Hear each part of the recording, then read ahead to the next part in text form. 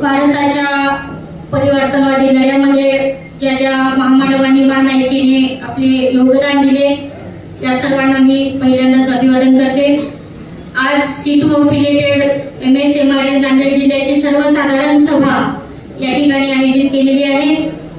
या सभेला राज्याध्यक्ष MSMRL comrade Narendra Singhji हे आलेले आहेत। यांचं या ठिकाणी मी माझ्या CITU नांदेड जिल्ह्याच्या वतीनं स्वागत करते। त्यांच्यासोबत रितेशजी शाह कॉम्रेड राष्ट्रीय कार्यकारिणी सदस्य, कॉम्रेड मिलिंद वजरकर विभागीय सचिव, कॉम्रेड मोहन पाटील राज्य कार्यकारिणी सदस्य, कॉम्रेड श्याम पाटील राज्य कार्यकारिणी सदस्य, कॉम्रेड संजय हेमके राज्य कार्यकारिणी सदस्य, कॉम्रेड गंगाधर गायकवाड आमचे सहकारी नांदेड जिल्ह्याचे सेक्रेटरी आणि CITU अफिलिएटेड MSMRL चे सर्व माझे सहकारी समोर बसलेले। पहिल्यांदा CITU नांदेड जिल्ह्याच्या वतीनं तथा राज्याच्या वतीनं मी क्रांतिकारी आपले स्वागत करते, आपले अभिनंदन करते। खरं तर आपण ही सर्वसाधारण सभा या परिस्थितीत घेत आहे की कामगार आणि कष्टकऱ्यांवर सातत्यानं हल्ले होत आहेत। आता MSMRL ची लढाई आणि येणारे आव्हान याबद्दल माझ्या आधीच्या वक्त्यांनी आपल्या समोर चांगल्या पद्धतीने ठेवलेलं आहे। मी या ठिकाणी शुभेच्छा देण्यासाठी आलेली आहे। शुभेच्छा देताना मी आपल्याला एक आव्हान करते। खरं तर आता आपल्याला माहित आहे की अनेक वर्षापासून आपण कामगार कष्टकरी वर्ग या देशामध्ये सातत्यानं लढत आहोत। आज जे काही आपण मिळवून घेतलेलं आहे, पदरात पाडून घेतलेलं आहे, तर हे लढ्यातूनच मिळवून घेतलेलं आहे। आपण डोळ्यांनी बघितलेलं आहे, आपण त्याचे साक्षीदार आहेत।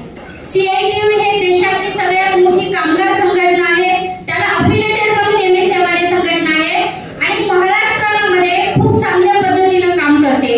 मी खरं तर आपल्या सगळ्या लिडरशिपचं आणि आपलं कौतुक आणि अभिनंदन करते की देशाचं अधिवेशन आपण महाराष्ट्रामध्ये मुंबई सारख्या ठिकाणी घेतोय। त्यामुळे आपली ताकद ही वेगळी दाखवण्याची आपल्याला गरज नाहीच आहे। पण भावांनो, आता आपल्याला माहिती आहे एकीकडे आपण संघटनेच्या माध्यमातून, संघटनेची एकजूट करण्याच्या माध्यमातून आपण सर्वत्र महाराष्ट्रभर फिरत असतो।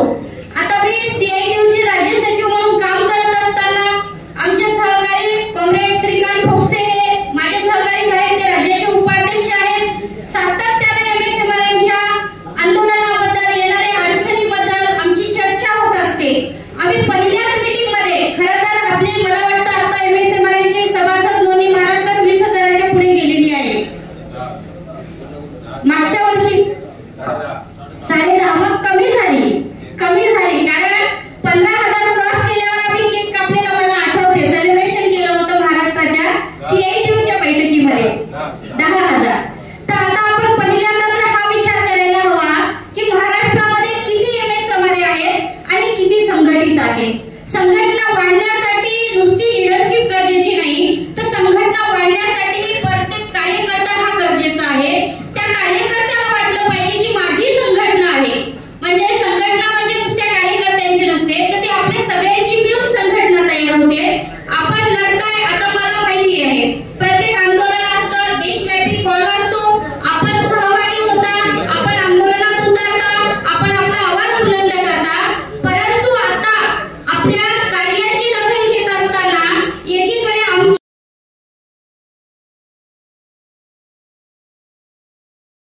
मोठे हल्ले घालण्याचं काम केलेलं आहे।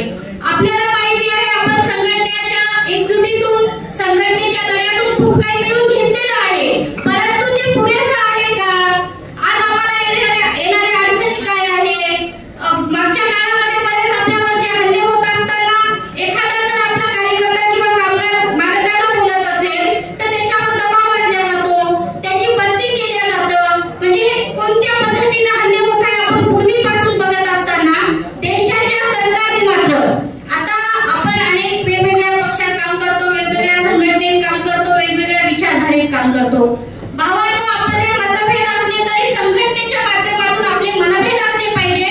आपण या प्लॅटफॉर्मच्या बाहेर कुठल्याही विचारधाराचे असले तरीही माझी नोकरी वाचली पाहिजे यासाठी मात्र आपण येत असले पाहिजे। हेच पहिल्यांदा तुम्हाला मी आव्हान करते। आता आपल्याला माहिती आहे की 150 वर्षापूर्वी आपण इंग्रजाला हरवून कामगारांचा त्या ठिकाणी विजय झाला। आपण कामगार कायदे लागू करून घेतले, त्या कामगार कायद्याच्या भरोशावर आपण आपल्या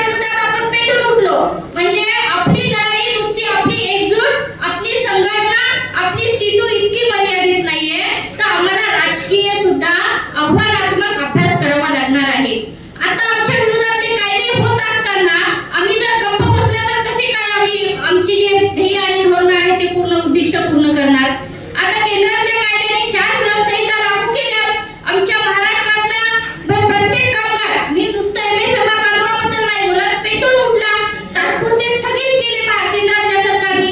सध्या तरी महाराष्ट्रात 4 श्रमसंहिता लागू झाल्या नाहीत, परंतु 12-13 राज्यामध्ये जिथे जिथे एखादी भाजपची सत्ता आहे तिथे तिथे लागू केलेले आहेत ते कायदे. आता हे महाराष्ट्राच्या आमच्या कामगारांनी कष्टकऱ्यांनी रोखून धरल्यानं नवीन जनसुरक्षा कायदा लागू झालेला आहे.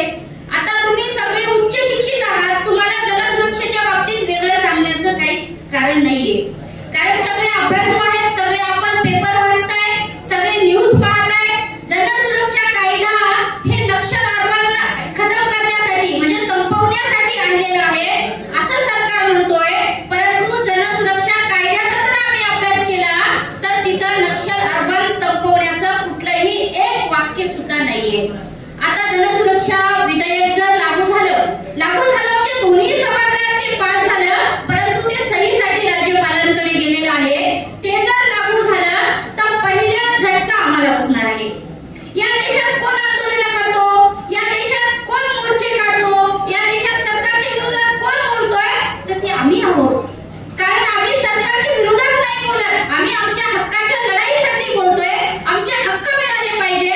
आजही आम्हाला आमचे हक्क मिळत नाहीयेत. आमच्या हक्कापासून आम्ही कितीतरी कोसो दूर आहेत. आज आम्हाला कुठल्या सामाजिक सुरक्षा आहे? मालकाची मनमानी चालत आहे. मालक वर्ग कोणाच्या अधीन काम करते, सरकारच्या अधीन काम करते, हे सगळे प्रश्न जाणून घेत असताना जनसुरक्षेच्या बाबतीत मात्र आम्ही जागी झालं पाहिजे, पेटून उठलं पाहिजे. मी नांदेड जिल्हा कमिटीचं खरं तर खूप कौतुक करते. कॉम्रेड शाह मोर्चाला मी फोन केला, 9 तारखेला देशव्यापी संप आहे, आपले किती लोक संपात येणार आहे? मोठ्या संख्येनं आपले लोक त्या दिवशी संपात होते. आपलं स्वतंत्र निवेदन सुद्धा त्या ठिकाणी दिलेलं आहे. पण भावांनो, एवढं होऊन थांबणार नाही. आपल्याला या विरोधात आपल्याला एकीचं बळ हे वापरावं लागेल, कारण जनसुरक्षा विधेयक काय म्हणतो हे जर आपण पुन्हा जाऊन ऐकलं तर जनसुरक्षा विधेयक सरकारने जरी गोल्डस नाव दिलं असेल तरी ते निव्वळ आमच्या विरोधातलं जनसुरक्षा विधेयक आहे.